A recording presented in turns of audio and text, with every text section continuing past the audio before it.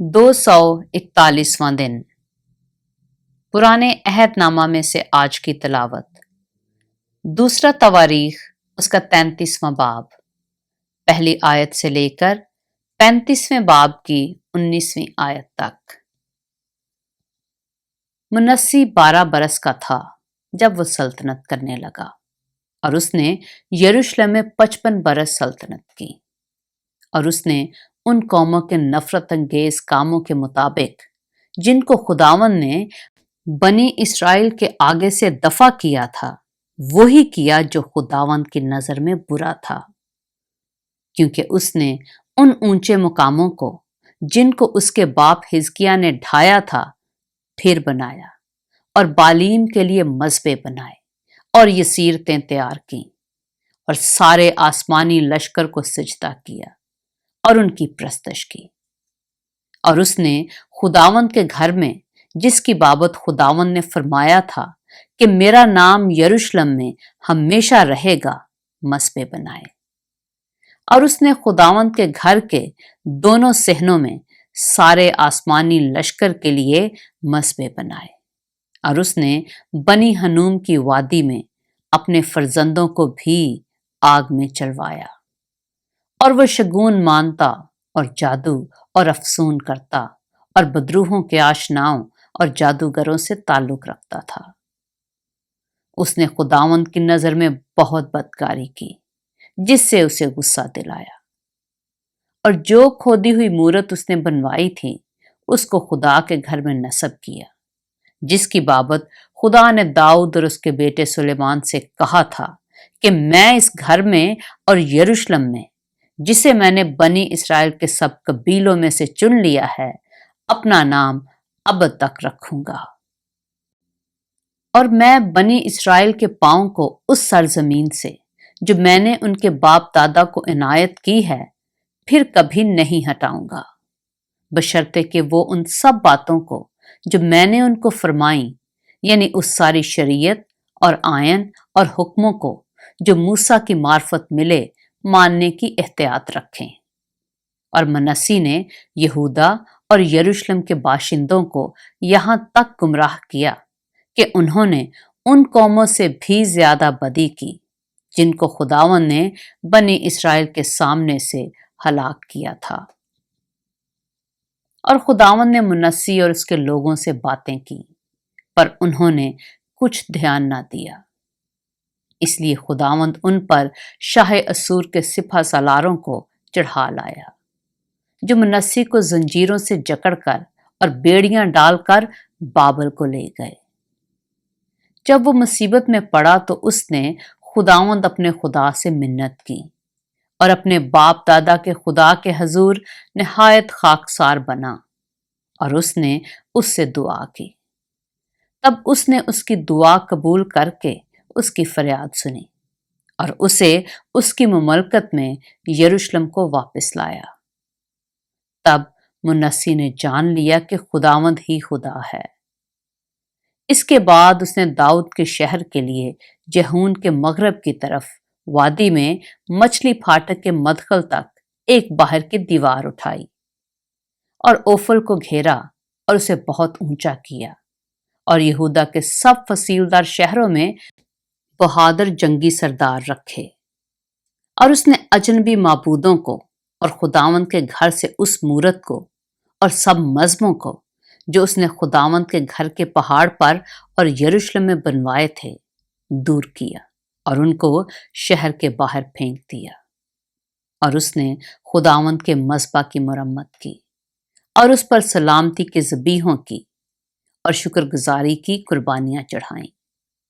اور یہودا کو خداوند اپنے خدا کی پرستش کا حکم دیا۔ تو بھی لوگ اونچے مقاموں پر قربانی کرتے رہے، پر فقط خداوند اپنے خدا کے لیے۔ اور منسی کے باقی کام اور اپنے خدا سے اس کی دعا اور ان غیب بینوں کی باتیں جنہوں نے خداوند اسرائیل کے خدا کے نام سے اس کے ساتھ کلام کیا، وہ سب اسرائیل کے بادشاہوں کے اعمال کے ساتھ قلم بند ہیں۔ اس کی دعا اور اس کا قبول ہونا اور اس کی خاکساری سے پہلے کی سب خطائیں اور اس کی بے ایمانی اور وہ جگہیں جہاں اس نے اونچے مقام بنوائے اور یہ سیرتیں اور کھودی ہوئی مورتیں کھڑی کی، یہ سب باتیں ہوزی کی تاریخ میں قلم بند ہیں۔ اور منسی اپنے باپ دادا کے ساتھ سو گیا اور انہوں نے اسے اسی کے گھر میں دفن کیا، اور اس کا بیٹا امون اس کی جگہ بادشاہ ہوا۔ امون 22 برس کا تھا جب وہ سلطنت کرنے لگا، اور اس نے 2 برس یروشلم میں سلطنت کی، اور جو خداوند کی نظر میں برا ہے وہی اس نے کیا، جیسا اس کے باپ منسی نے کیا تھا۔ اور امون نے ان سب کھودی ہوئی مورتوں کے آگے جو اس کے باپ منسی نے بنوائی تھیں قربانیاں کیں اور ان کی پرستش کی، اور وہ خداوند کے حضور خاکسار نہ بنا جیسا اس کا باپ منسی خاکسار بنا تھا، بلکہ امون نے گناہ پر گناہ کیا۔ سو اس کے خادموں نے اس کے خلاف سازش کی اور اسی کے گھر میں اسے مار ڈالا، پر اہل ملک نے ان سب کو قتل کیا جنہوں نے امون بادشاہ کے خلاف سازش کی تھی، اور اہل ملک نے اس کے بیٹے یوسیہ کو اس کی جگہ بادشاہ بنایا۔ دوسرا تواریخ اس کا 34واں باب۔ یوسیہ 8 برس کا تھا جب وہ سلطنت کرنے لگا، اور اس نے 31 برس یروشلم میں سلطنت کی۔ اس نے وہ کام کیا جو خداوند کی نظر میں ٹھیک تھا، اور اپنے باپ داؤد کی راہوں پر چلا اور داہنے یا بائیں ہاتھ کو نہ مڑا، کیونکہ وہ اپنی سلطنت کے 8ویں برس جب وہ لڑکا ہی تھا، وہ اپنے باپ داؤد کے خدا کا طالب ہوا، اور 12ویں برس میں یہودا اور یروشلم کو اونچے مقاموں اور یسیرتوں اور کھودے ہوئے بتوں اور ڈھالی ہوئی مورتوں سے پاک کرنے لگا، اور لوگوں نے اس کے سامنے بالیم کے مذبحوں کو ڈھا دیا، اور سورج کی مورتوں کو جو ان کے اوپر اونچے پر تھیں اس نے کاٹ ڈالا، اور یسیرتوں اور کھودی ہوئی مورتوں اور ڈھالی ہوئی مورتوں کو اس نے ٹکڑے ٹکڑے کر کے ان کو دھول بنا دیا، اور اس کو ان کی قبروں پر بتھرایا جنہوں نے ان کے لیے قربانیاں چڑھائی تھیں، اور اس نے ان کاہنوں کی ہڈیاں انہی کے مذبحوں پر جلائیں اور یہودا اور یروشلم کو پاک کیا۔ اور منسی اور افرائیم اور شمعون کے شہروں میں بلکہ نفتالی تک ان کے ارد گرد کھنڈروں میں اس نے ایسا ہی کیا، اور مذبحوں کو ڈھا دیا،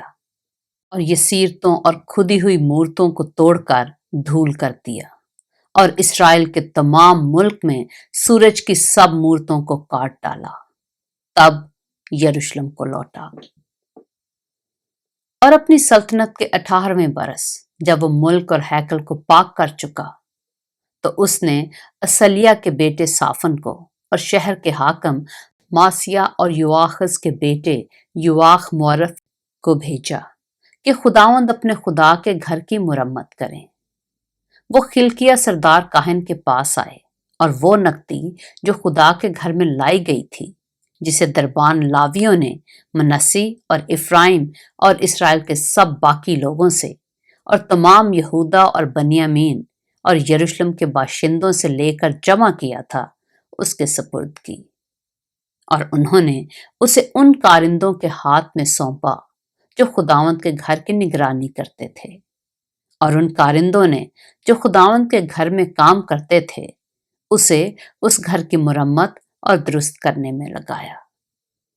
یعنی اسے بڑھائیوں اور ماماروں کو دیا کہ گھڑے ہوئے پتھر اور جوڑوں کے لیے لکڑی خریدیں، اور ان گھروں کے لیے جن کو یہودا کے بادشاہوں نے اجاڑ دیا تھا شہتیر بنائیں، اور وہ مرد دیانت سے کام کرتے تھے، اور یحت اور عبدیہ لاوی جو بنی مراری میں سے تھے ان کی نگرانی کرتے تھے، اور بنی کہات میں سے زکریا اور مسلام کام کراتے تھے، اور لاویوں میں سے وہ لوگ تھے جو باجوں میں ماہر تھے، اور وہ باربرداروں کے بھی دروغہ تھے، اور سب قسم قسم کے کام کرنے والوں سے کام کراتے تھے، اور منشی اور محتمم اور دربان लावियों में से थे। और जब वो उस नकदी को जो खुदावंद के घर में लाई गई थी निकाल रहे थे, तो खिलकिया काहिन को खुदावंद की तौरेत की किताब जो मूसा की मार्फत दी गई थी मिली। तब खिलकिया ने साफन मुंशी से कहा कि मैंने खुदावंद के घर में तौरेत की किताब पाई है।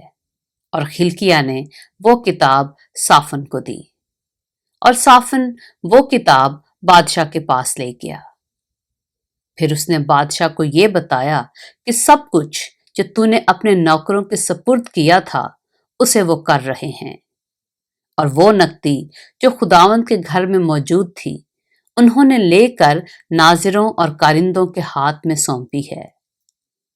फिर साफन मुंशी ने बादशाह से कहा कि खिलकिया काहिन ने मुझे ये किताब दी है। और साफिन ने उसमें से बादशाह के हजूर पढ़ा। और ऐसा हुआ कि जब बादशाह ने तौरेत की बातें सुनी तो अपने कपड़े फाड़े। फिर बादशाह ने खिलकिया और अखीकाम बिन साफन और अब्दून बिन मीका और साफन मुंशी और बादशाह के नौकर असाया को ये हुक्म दिया कि जाओ और मेरी तरफ से और उन लोगों की तरफ से जो इस्राएल और यहूदा में बाकी रह गए हैं, इस किताब की बातों के हक में जो मिली है खुदावंद से पूछो, क्योंकि खुदावंद का कहर जो हम पर नाजिल हुआ है बड़ा है, इसलिए कि हमारे बाप दादा ने खुदावंद के कलाम को नहीं माना है कि सब कुछ जो इस किताब में लिखा है उसके मुताबिक करते। तब खिलकिया और वो जिनको बादशाह ने हुक्म किया था खुल्दा नबिया के पास जो तोशा खाना के दारोगा सलूम बिन तोहकत बिन खिसरा की बीवी थी गए। वो यरूशलेम में मिश्ना नामी मोहल्ला में रहती थी। सो उन्होंने उससे वो बातें कहीं। उसने उनसे कहा, खुदावंद इस्राएल का खुदा यूं फरमाता है कि तुम उस शख्स से जिसने तुमको मेरे पास भेजा है कहो कि खुदावंद यूं फरमाता है, देख मैं इस जगह पर और इसके बाशिंदों पर आफत लाऊंगा, यानी सब लानतें जो उस किताब में लिखी हैं जो उन्होंने शाह यहूदा के आगे पढ़ी है, क्योंकि उन्होंने मुझे तर्क किया और गैर माबूदों के आगे बखूर चलाया और अपने हाथों के सब कामों से मुझे गुस्सा दिलाया। सो मेरा कहर इस मकाम पर नाजिल हुआ है और धीमा ना होगा। रहा शाह यहूदा जिसने तुमको खुदावंद से दरियाफ्त करने को भेजा है, सो तुम मुझसे यूं कहना कि खुदावंद इस्राएल का खुदा यूं फरमाता है कि उन बातों के बारे में जो तूने सुनी है, चूंकि तेरा दिल मोम हो गया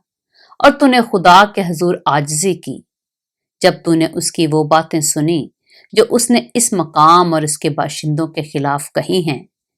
और अपने को मेरे हजूर खाकसार बनाया और अपने कपड़े फाड़ कर मेरे आगे रोया, इसलिए मैंने भी तेरी सुन ली है, खुदावंद फरमाता है। देख मैं तुझे तेरे बाप दादा के साथ मिलाऊंगा और तू अपनी गोर में सलामती से पहुंचाया जाएगा, और सारी आफत को जो मैं इस मकाम और इसके बाशिंदों पर लाऊंगा तेरी आंखें नहीं देखेंगी। सो उन्होंने ये जवाब बादशाह को पहुंचा दिया। तब बादशाह ने यहूदा और यरूशलेम के सब बुजुर्गों को बुलवाकर इकट्ठा किया, और बादशाह और सब अहले यहूदा और यरूशलेम के बाशिंदे, काहिन और लावी और सब लोग, क्या छोटे क्या बड़े, खुदावंद के घर को गए। और उसने जो अहद की किताब खुदावंद के घर में मिली थी उसकी सब बातें उनको पढ़कर सुनाई। और बादशाह अपनी जगह खड़ा हुआ और खुदावंद के आगे अहद किया कि वो खुदावंद की पैरवी करेगा और उसके हुक्मों और उसकी शहादतों और आयन को अपने सारे दिल और सारी जान से मानेगा, ताकि उस अहद की उन बातों को जो इस किताब में लिखी थी पूरा करे।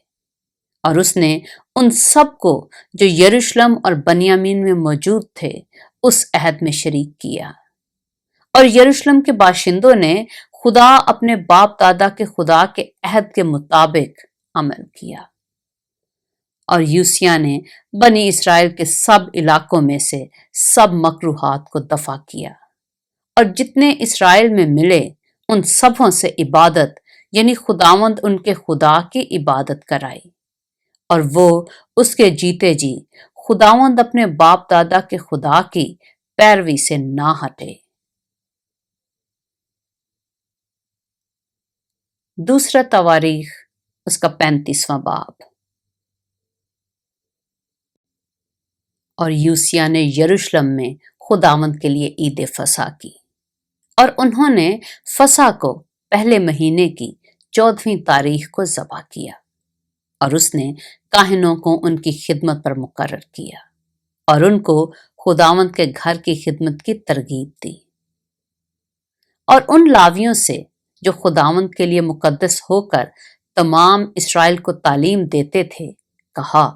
کہ پاک صندوق کو اس گھر میں جسے شاہ اسرائیل سلیمان بن داؤد نے بنایا تھا رکھو، آگے کو تمہارے کندھوں پر کوئی بوجھ نہ ہوگا۔ سو اب تم خداوند اپنے خدا کی